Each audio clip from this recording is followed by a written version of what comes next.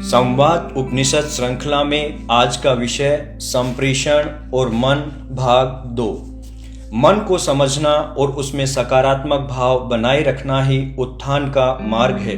राग और द्वेष भी मन के ही भाव हैं। व्यष्टि और समष्टि का दृष्टिकोण ही जीवन को परिभाषित करता है। समष्टि भाव विश्व मैत्री का मार्ग है। जीवन कर्म प्रधान है। कर्म और ज्ञान का संतुलित रूप है। कर्म से ही त्रिगुण का प्रभाव बढ़ता है। आवरण बढ़ते हैं और कर्म से ही ये आवरण हटाए जा सकते हैं।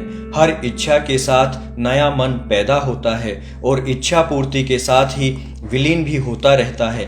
जहाँ मन की प्रधानता होती है, प्राण और वाक उधर ही प्रेरित हो जाते हैं। प्राण देव तत्व को कहते हैं। देव का गुण है क्रीड़ा, जीतने की इच्छा, व्यवहार, धुति, स्तुति, कांति और गति। प्राण का अर्थ बल, वीर्य, चेष्टा और क्रिया भी होता है। सत और तम का योग स्वरूप परिवर्तन में सहायक होता है। सत जहाँ ज्ञान और कलाओं को प्रकाशित करता है, वहीं तम के कारण क्रोध, आलस्य, अविद्या, निद्रा, कलह, व्यसन आदि पैदा होते हैं। इन्हीं के प्रति राग पैदा होकर कामना में बदल जाता है। रज भी काम क्रोध का जनक है। रज से ही सत्व और तम का योग बनता है। हमारे शरीर में प्राण, अपान, उदान, व्यान, समान आदि पांचों प्राण मन के आधार पर ही कार्य करते हैं। मन के द्वारा प्राणों का नियमन करके शरीर का नियमन किया जा सकता है। ज्ञान और कर्म के संतुलन से व्यापक भाव बनते हैं। अहम व्यापक भाव में आ जाता है। इच्छा, क्रिया और कर्म हमारे फल ईश्वर की कृपा पर। यही अवधारणा हमारे त्रिगुण मन को फिर से सोशियस आनंद में मन से जोड़ देती है। संकोच रूपी बंधन कट जाता है।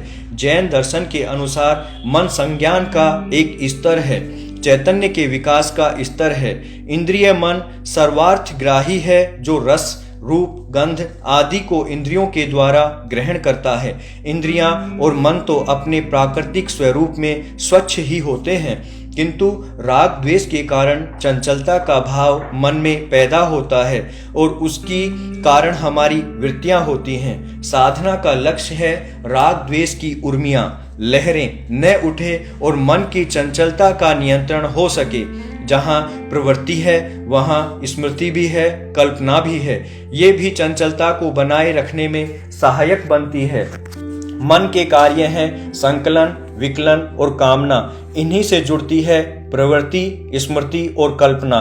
चूंकि वृत्तियां भी सत और असत होती हैं, अतः ये मन की गति और स्थिति की अवस्था को प्रभावित करती हैं। उपासना का लक्ष्य है असत से सत में प्रवेश करना, अर्थात अनित्य भाव में रहते हुए भी नित्य भाव में परिचय पूर्वक प्रवेश का सतत अभ्यास करना और भावी असत को छीन कर देना, रज और तम को न्यूनतम कर देना। हमारी ज्ञान क्षमता में इसी को निस्त्रय गुण्य होना कहते हैं। इसी से व्यक्ति समदृष्टा बनता है, ज्ञाता बनता है। वह केवल देखता है, जानता है, प्रवृत्त रहते हुए भी निवृत्त हो जाता है, केवल ज्ञानी हो जाता है। संसार की प्राचीनतम पुस्तक वेद में मन को ज्योतिषाम ज्योति अर्थात ज्योतियों की ज्योति कहा गया है। मन के बिना कोई भी कर्म नहीं किया जा सकता। यस्मान ऋते किंचन कर्म क्रियते। सतपथ ब्राह्मण कहता है कि मन का कोई और छोर नहीं है, अनंतम वै मनः। अमृतोपनिषद कहता है कि मन ही हमारे बंधन का कारण है और मन ही हमारी मुक्ति का कारण भी है। मन एव मनुष्याणाम कारणम बंध मोक्षयो। मन, प्राण और वाक के साथ मिलकर वह त्रयी बनाता है। जिस त्रयी में समस्त भूत प्रतिष्ठित हैं, त्रयाम व सर्वाणी भूतानि। अभिप्राय यह है कि सभी भूतों में मन, प्राण और वाक तीनों रहते हैं। गीता ने मन की उस प्रसिद्ध चंचलता का उल्लेख किया है जो इहलौकिक तथा पारलौकिक सभी प्रकार की साधना में बाधक है। चंचलम ही मनः कृष्ण है। मन की इसी चंचलता को वश में करने का साधन योग सूत्र ने दिया। अभ्यास वैराग्याभ्याम तन्निरोध है।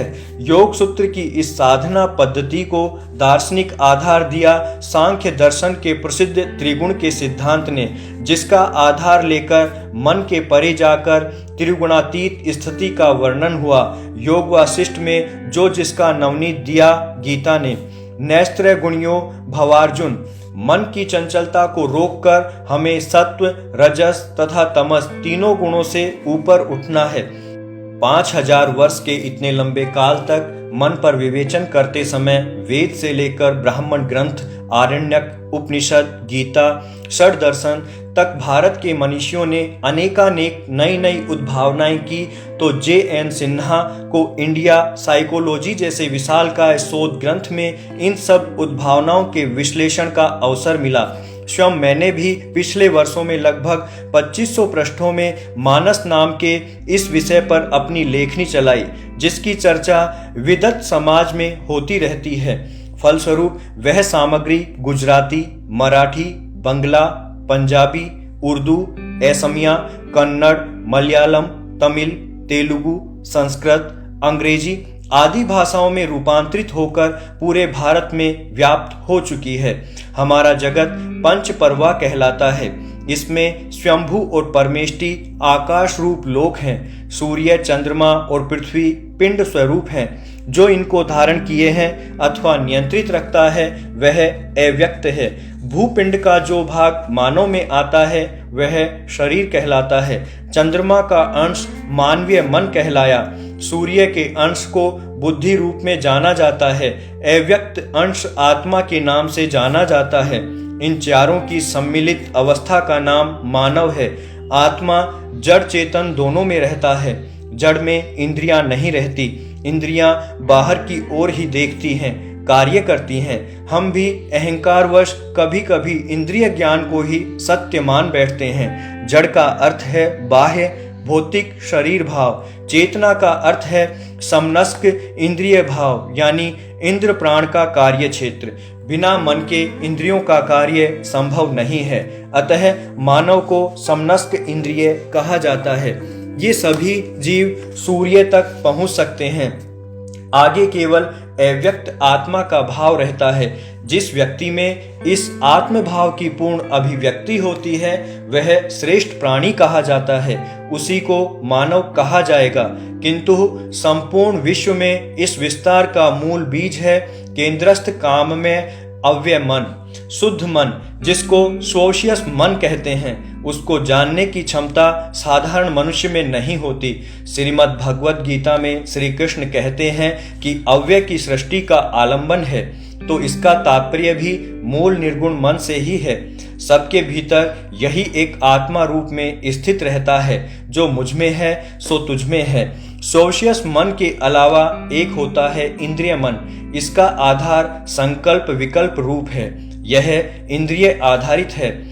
पंचेंद्रियाणि मनः षष्ठानि में हति। इसको इंद्रिय मन नाम दिया गया। इसमें ग्रहण, परित्याग, भावात्मक द्वंद्व, नियत विषय की अनुगति के कारण इस पृथ्वी के सोम द्वारा निर्मित मन को इंद्रिय मन कहा गया है। इसी प्रकार मन में सुख और दुख की अनुकूलता, प्रतिकूलता, भेद से स्वरूप की प्रतीति होती है। हर इंद्रिय के अपने अपने कार्य नियत हैं। अतः इंद्रिय मन के कार्यों में तो हर व्यक्ति में बहुत कुछ समानता हो सकती है, किंतु वेदना के क्षेत्र में जो अनुभूति होती है वह कदापि एक सी नहीं हो सकती। इस मन को सर्वेंद्रिय मन, अनिंद्रिय मन अथवा अतीन्द्रिय मन भी कहा है। सुषुप्ति अवस्था में जब सभी इंद्रिय कार्यकलाप ठहर जाते हैं तब चंद्रमा के सोम से उत्पन्न सर्वेंद्रिय मन कार्यरत रहता है। इंद्रिय मन जहाँ पार्थिव सोम से अनुप्राणित है, वहीं अतीन्द्रिय मन चांद्र सोम से समन्वित है। इसे प्रज्ञान ब्रह्म भी कहा गया है। इसका बुद्धि से नित्य संबंध माना गया है। मन आकाश की तरह असंग है। आकाश में वायु जल आदि के रहते हुए भी आकाश इनके साथ जुड़ा दिखाई नहीं देता है। इसी प्रकार मन में किसी प्रकार की क्रिया भी नहीं होती। मन में इच्छा होती है, इच्छा में क्रिया नहीं होती। मन में जो क्रियाएं जान पड़ती हैं वे सारी प्राणों की क्रियाएं होती हैं। अतः मन को निष्क्रिय कहा है।